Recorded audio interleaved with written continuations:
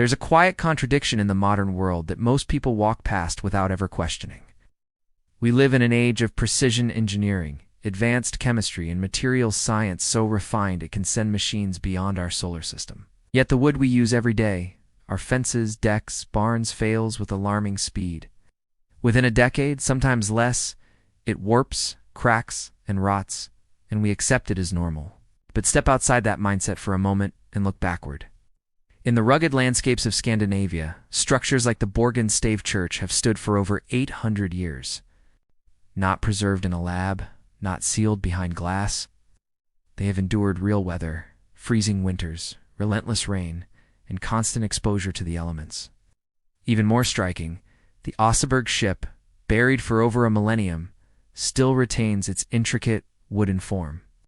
So here's the question that should stop any serious survivalist or builder in their tracks. How did people with no synthetic chemicals, no industrial sealants, and no modern tools create wood that outlasts ours by centuries? The answer is not lost magic. It is something far more practical and far more powerful. It is a system, a method rooted in observation, refined over generations, and abandoned only because we chose convenience over durability. And today, we're bringing it back. To understand why ancient wood survives, you first have to confront why modern wood doesn't. Walk into any lumber yard and you'll find neatly stacked boards labeled as pressure-treated, infused with chemical preservatives designed to kill fungi and insects. On the surface, it sounds effective. For a few years it is, but the flaw lies in the philosophy behind it. Modern preservation relies on sealing wood. Paints, coatings, and chemical treatments attempt to create a barrier, isolating the material from the environment. The assumption is simple. If moisture can't get in, decay can't begin. But wood doesn't behave like steel or plastic. It expands, contracts, and breathes with humidity and temperature. When you coat it with rigid synthetic layers, those layers inevitably crack at a microscopic level. Moisture enters, but now it becomes trapped beneath the surface. The wood cannot dry. Once internal moisture rises past a critical threshold, decay organisms activate. Fungi begin breaking down the structure from within. By the time visible damage appears, the interior is already compromised. The tragedy is that the protective system becomes the cause of failure. Instead of preventing rot, it creates the conditions for it.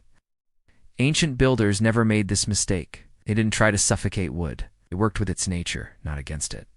The first key to their method begins with a substance so fundamental that entire industries were built around it in the Viking Age: pine tar. Writers like Pliny the Elder documented its use nearly 2,000 years ago, but in Northern Europe it became something far greater than a simple coating. It was infrastructure. True pine tar is created through a process called pyrolysis, where resin-rich pine roots are heated in low oxygen. What emerges is not just melted sap, but a complex mixture of organic compounds, resin acids and phenols among them, that function as natural antimicrobial agents. These compounds are part of the tree's own immune system.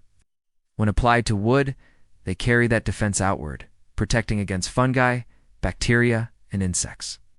But what makes pine tar exceptional is not just its chemistry. It penetrates. Unlike modern coatings that sit on the surface, pine tar seeps into the structure of the wood. When heated, it flows deep into the grain, embedding itself within the fibers. And instead of hardening into a brittle shell, it remains flexible over time. That flexibility is critical. As the wood expands and contracts, the tar moves with it. No cracks, no fractures, no entry points for moisture. This wasn't a small-scale craft.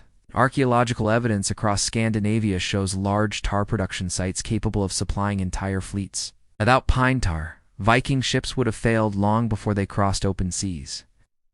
Pine tar alone is powerful, but it has limitations.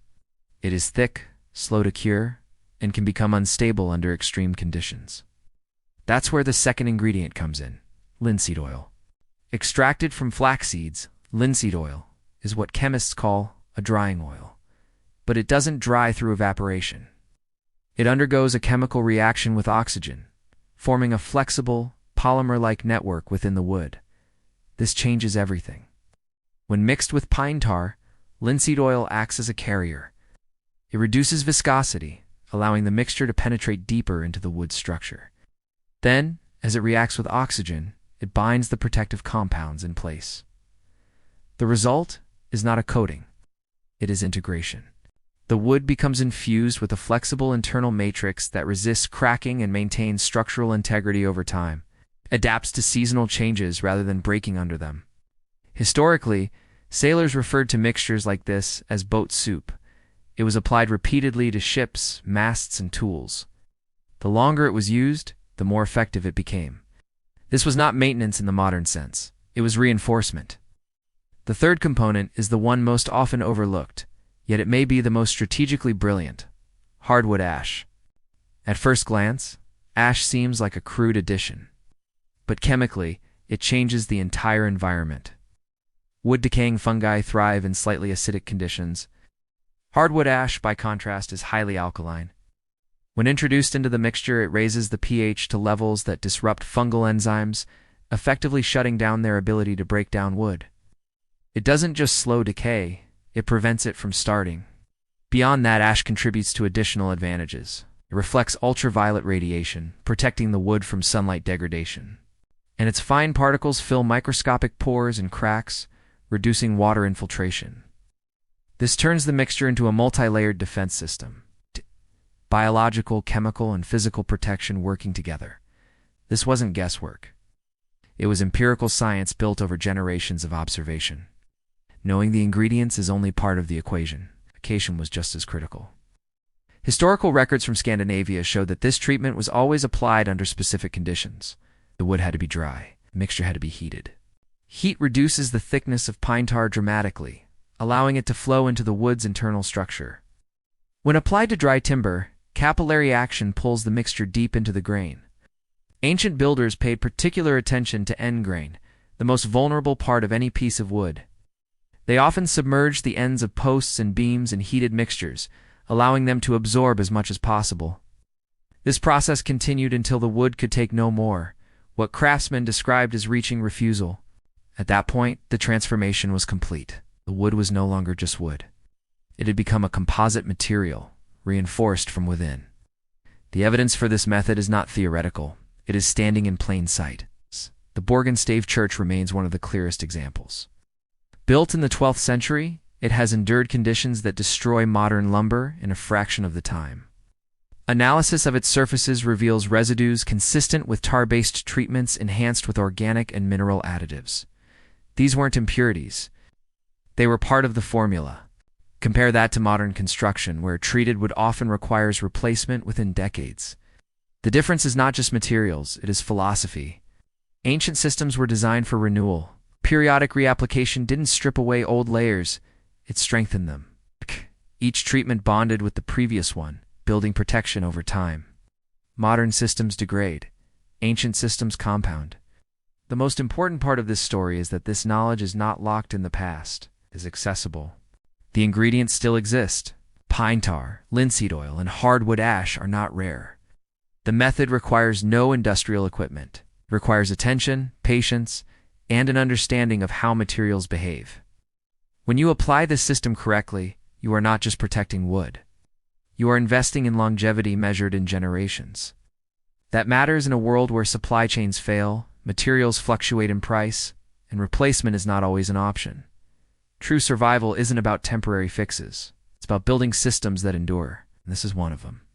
The deeper lesson here goes beyond wood preservation. Ancient builders did not think in terms of short-term performance. They thought in terms of continuity. Maintenance was not a burden. It was part of the design. We replaced that mindset with convenience, quick coatings, disposable materials. The illusion of permanence without the discipline required to achieve it. But the structures left behind, from Viking ships to medieval churches, tell a different story. Durability is not an accident. It is a decision, and it is a decision you can still make. If you value knowledge that actually holds up in the real world, not just theory, but proven survival techniques drawn from history, then this is the kind of skill worth keeping alive. Subscribe to the channel, share this with someone who builds, and keep these forgotten systems in circulation. Because the difference between something that lasts 10 years and something that lasts 100 often comes down to what you know and what you choose to apply.